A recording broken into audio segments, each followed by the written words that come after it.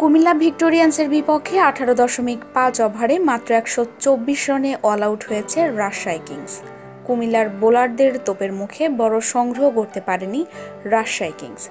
Top অর্ডারে মেহেদী Hasan Miraj, lower middle অর্ডারে জাকির হাসান ও lower অর্ডারে উদানার 32 ছাড়া আর কেউ দাঁড়াতে পারেনি।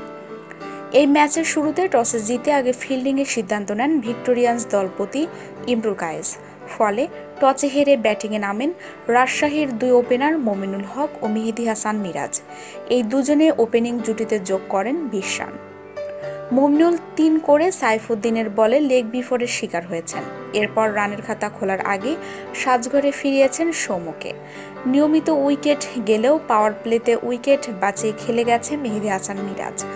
পাওয়ার প্লের 6 ওভার শেষে রাজশাহীর সংগ্রহ দ্বারায় 2 উইকেট হারিয়ে 46 রান।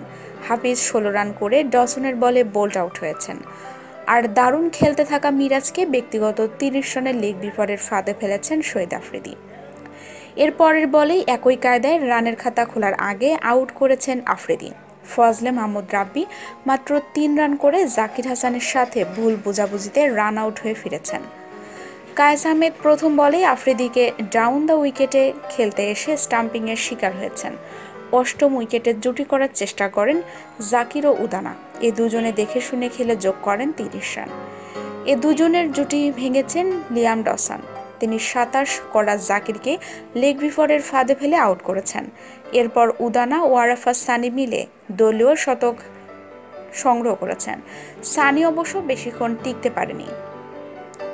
তিনি 4 রান করে আবু হায়দারের শিকার হয়েছেন।